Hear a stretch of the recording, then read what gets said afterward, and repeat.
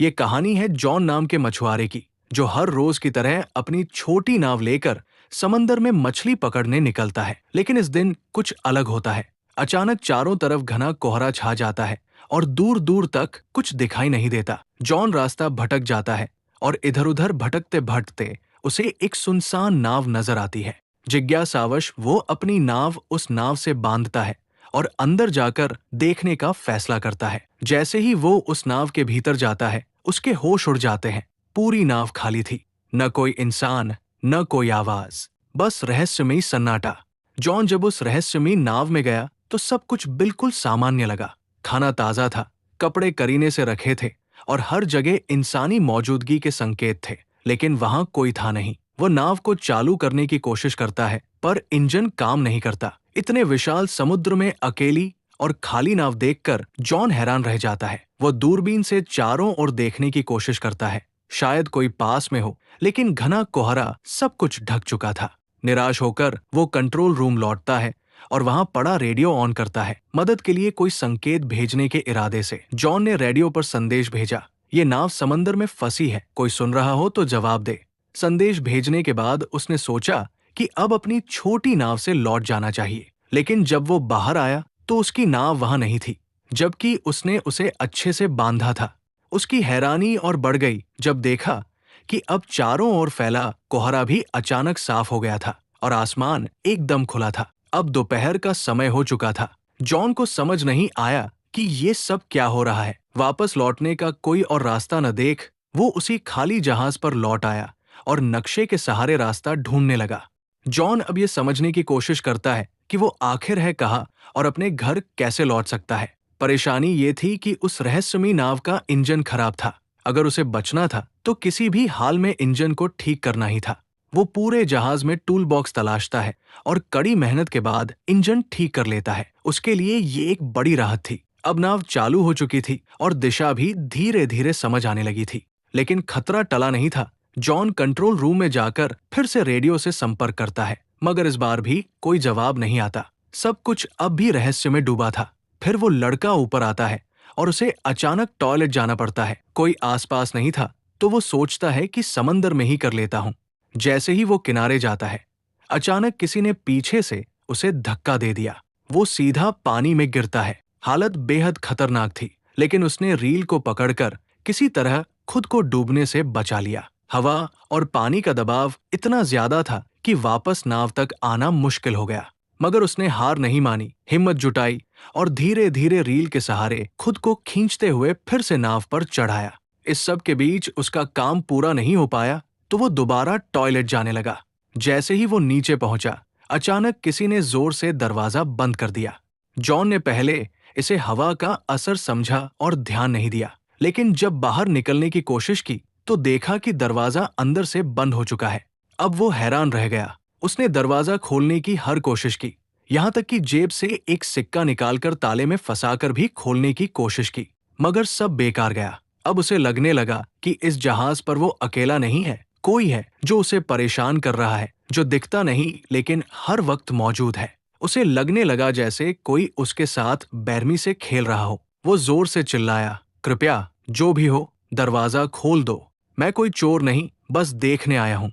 लेकिन कोई जवाब नहीं आया। अब उसे समझ आ गया कि मदद की उम्मीद बेकार है। वो कीबिन की तरफ बढ़ा और अंदर जाकर जो देखा उससे उसकी रूह कांप गई। वहां खून के धब्बे थे। डरावना माहौल था, पर उसने डर को नजरअंदाज किया और एक कैंची उठाकर दरवाजा खोलने की कोशिश की। लेकिन ताला अब भी नहीं खुला।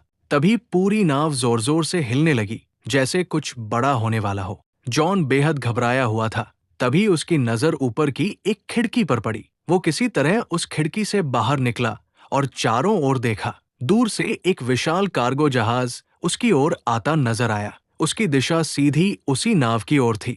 जॉन को समझ आ गया कि अगर वो जहाज टकराया तो सब खत्म हो जाएगा। अब उसे हर हाल में अपनी जान बचानी थी। उसने सिग्नल देने का सोचा, लेकिन उसके पास कुछ था नहीं। उसने तुरंत अपनी शर्ट उतारी और जोर जोर से लहराने लगा ताकि कार्गो जहाज का कोई उसे देख सके। लेकिन अफसोस, इतने प्रयास के बाद भी किसी की नजर उस पर नहीं पड़ी। अब जॉन को किसी भी हालत में अपनी जान बचानी थी।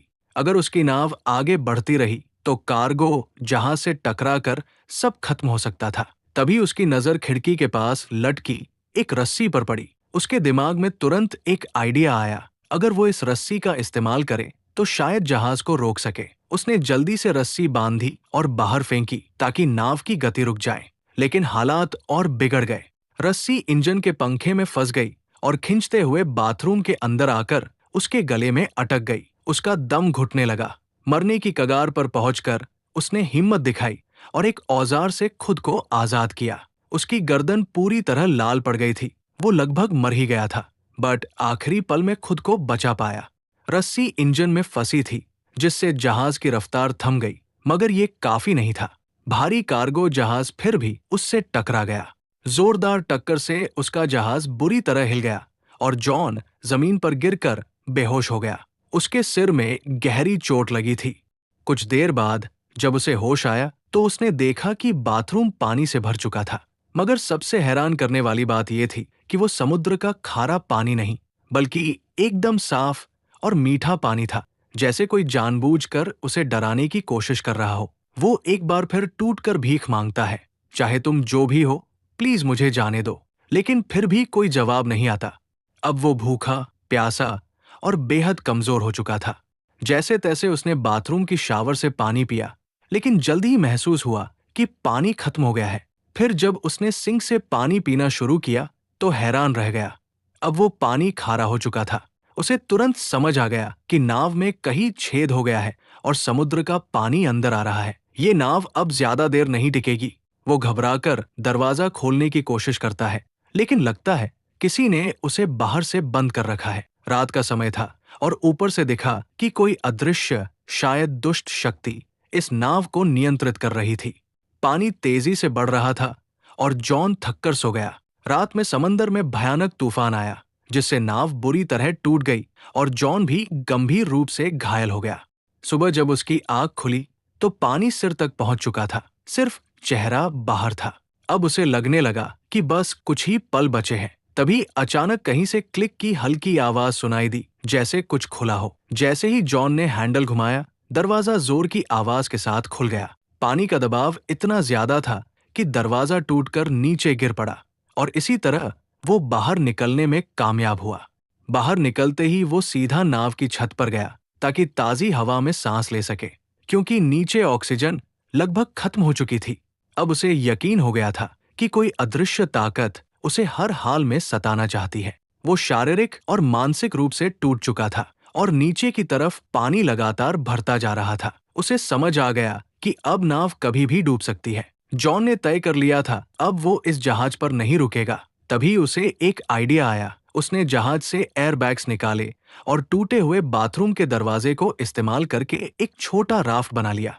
उसने सब कुछ मजबूती से बांधा ताकि राफ्ट टिक सके, लेकिन राफ्ट चलाने के लिए उसे कुछ और जरूरी सामान भी चाहिए था। उसने जहाज से खाना, पानी और जरूरी औजार जमा किए और खुद को पूरी तरह तैयार किया। फिर बिना पीछे देखे वो जहाज से उतर गया और राफ्ट पर सवार होकर धीरे धीरे समंदर में आगे बढ़ने लगा। वो राफ्ट पर था और उसके सामने वही बड़ी नाव अब भी खड़ी थी। कई घंटे गुजर गए, लेकिन न तो वो ज्यादा दूर जा पाया और न ही वो नाव डूबी, जिसे वो समझ रहा था कि 5 से 10 मिनट में डूब जाएगी। वो अब भी उसी हालत में थी। तभी उसके दिमाग में एक आइडिया आया, अगर ये नाव अभी तक नहीं डूबी तो क्यों न इसके रिसाव को ठीक कर लिया जाए।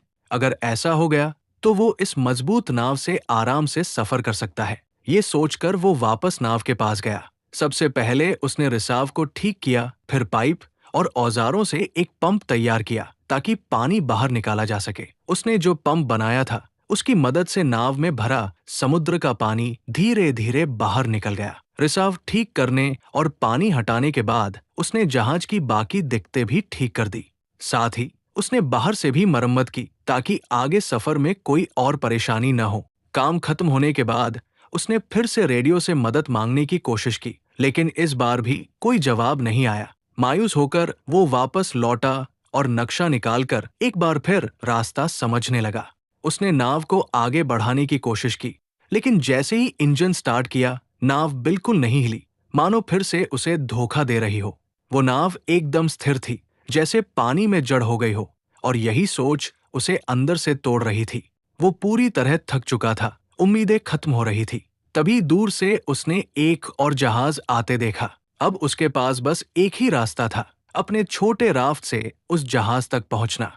वो तुरंत राफ्ट पर चढ़ा और तेजी से उस जहाज की ओर बढ़ा। लेकिन तभी वो जहाज अचानक हिलने लगा और जॉन की तरफ तेजी से बढ़ने लगा, जैसे किसी ने उसे जानबूझकर उसकी ओर भेजा हो। जॉन ने अपनी रफ्तार बढ़ाई, लेकिन वो विशाल जहाज और भी तेज हो गया, और ठीक इससे पहले कि वो जहाज उसे टकराता, जॉन ने आखिरी कोशिश की और अपने बोट से कूदकर उस दूसरी नाव तक तैरने का फैसला किया, जो दूर जाती दिख रही थी। लेकिन जब तक वो वहां पहुंचा, वो नाव गायब हो चुकी थी। तभी उसे एहसास हुआ कि इस रहस्यमयी नाव पर कोई बुरी ताकत है, जो उसे कहीं जाने नहीं दे रही। उसने सोच लिया था कि चाहे जान चली जाए, वो इस नाव पर वापस नहीं जाएगा। लेकिन शाम तक पानी में तैरते तैरते ठंड बढ़ने लगी। नीचे डॉल्फिन्स तैर रही थी, पर पानी का तापमान बहुत गिर चुका था। ठंड सहन न हो पाने पर मजबूरी में वो फिर उसी नाव पर लौट आया। वो इतना थक और बीमार हो चुका था कि कुछ सोच पाने की हालत में नहीं था।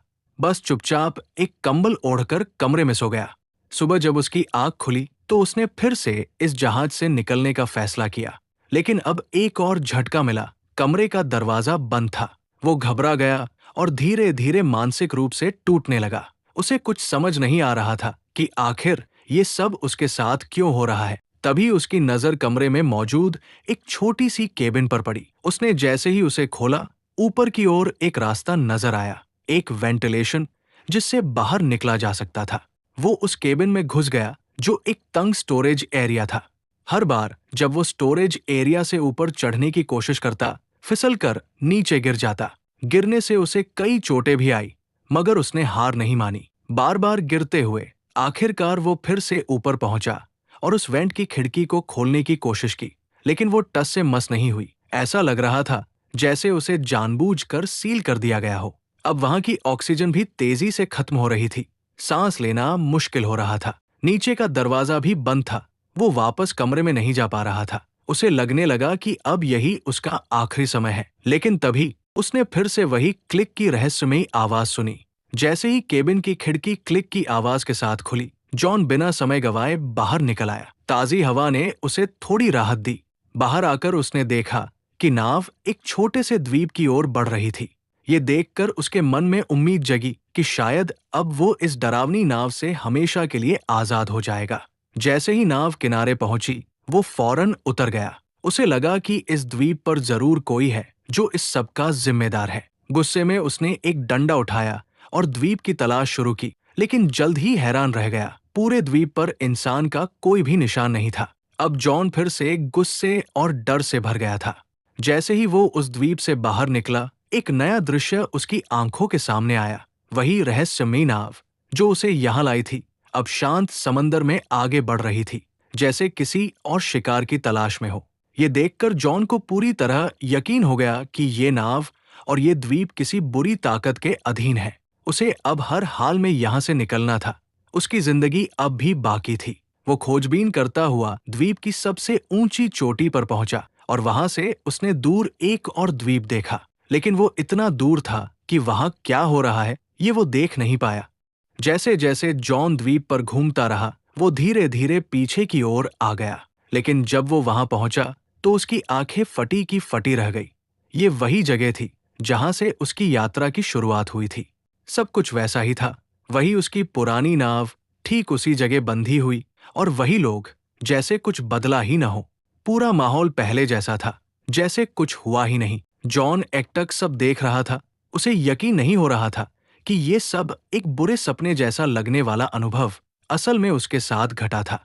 लेकिन अब सवाल उठता था, उसकी नाव वहां दोबारा कैसे पहुंची और इस द्वीप की सच्चाई क्या थी? जॉन जब द्वीप के पीछे पहुंचा तो हैरान रह गया। वही जगह, वही नाव, वही लोग, जैसे कुछ भी नहीं बदला। उसे यकीन नहीं हो रहा था कि ये सब असल था या कोई बुरा सपना। मगर जो कुछ उसने झेला वो सच्चाई थी।